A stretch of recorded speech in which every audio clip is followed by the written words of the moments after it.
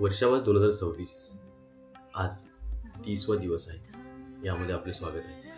आजचा विषय त्रिशरणाची जीवनातील सुरुवात, बुद्ध, धम्म आणि संघ आपल्या आचरणात आहे. नमो बुद्धाय. आज वर्षावासाचा 30वा दिवस आहे. गेल्या 3 दिवसात आपण त्रिशरणातील 3 महत्त्वाची शरणे समजून घेतली आहे. बुद्धं शरणं गच्छामि, धम्मं शरणं गच्छामि, संघं शरणं गच्छामि. आज या तिन्हींचा आपल्या दैनंदिन जीवनाशी असलेला खास संबंध समजून घेऊया. त्रिशरण म्हणजे केवळ 3 वाक्यांचा उच्चार नाहीये, तो आपल्या जीवनाला योग्य दिशा देण्याचा संकल्प आहे. बुद्ध, जागृतीची प्रेरणा. बुद्ध आपल्याला शिकवतात, स्वतःला जाणून घ्या, सत्याचा शोध घ्या, अज्ञान दूर करा, जागरूकपणे जगा. आपल्या मनात राग निर्माण झाला तर त्या रागाकडे सजगपणे पाहणे, लोभ निर्माण झाला तर त्याचे कारण समजून घेणे, दुःख आले तर त्यातून शिकण्याचा प्रयत्न करणे, हीच बुद्धांच्या शिकवणीची सुरुवात आहे. धम्म, जगण्याचा मार्ग. धम्म आपल्याला सांगतो, सत्य बोला, अहिंसा पाळा, करुणा ठेवा, शील जपा, मनावर संयम ठेवा आणि प्रत्येक कृती सजगपणे करा. धम्म फक्त ऐकायचा नाही, धम्म जगायचा आहे. आपल्या वाणीमध्ये धम्म दिसला पाहिजे, आपल्या कृतीमध्ये धम्म दिसला पाहिजे, आपल्या नात्यामध्ये धम्म दिसला पाहिजे आणि आपल्या मनामध्येही धम्माची शांतता निर्माण झाली पाहिजे. संघ, कल्याणकारी सहवास. आपण कोणाच्या सहवासात राहतो याचा आपल्या जीवनावर मोठा परिणाम होतो. म्हणून चांगल्या विचारांच्या, चांगल्या आचरणाचा आणि धम्माच्या मार्गावर चालणाऱ्या लोकांचा सहवास निवडा. आणि फक्त चांगला सहवास मिळवायचा नाही, स्वतःही कोणासाठी तरी कल्याण मित्र बनायचे आहे. त्रिशरण आपल्याला काय देते?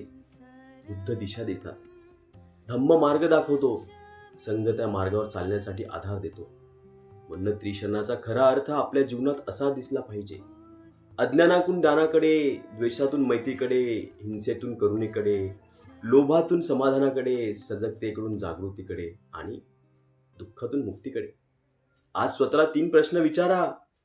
बुद्धांच्या कोणत्या शिकवणीचा मी माझ्या जीवनावर स्वीकार केला आहे? धम्मातील कोणता गुण मी दररोज आचरणात आणत आहे? माझा सहवास आणि इतरांना चांगल्या दिल्लीला घेऊन जात आहे का? या 3 प्रश्नांची प्रामाणिकपणे उत्तरे आपल्या धम्म प्रवासाला आणखी सुंदर बनवू शकतात.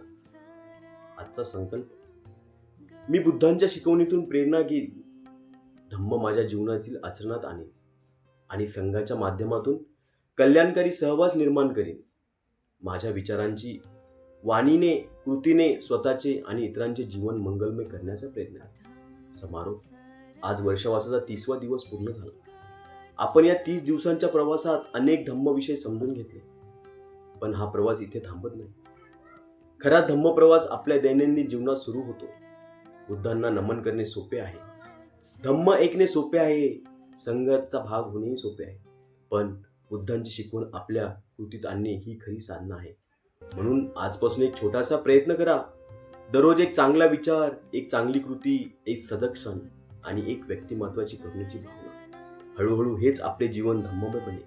बुद्धं शरणं गच्छामि, धम्मं शरणं गच्छामि, संघं शरणं गच्छामि.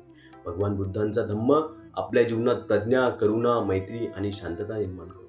सर्वांचे कल्याण हो, सर्वांचे मंगल हो, सर्व प्राणी सुखी हो. साधू साधू साधू.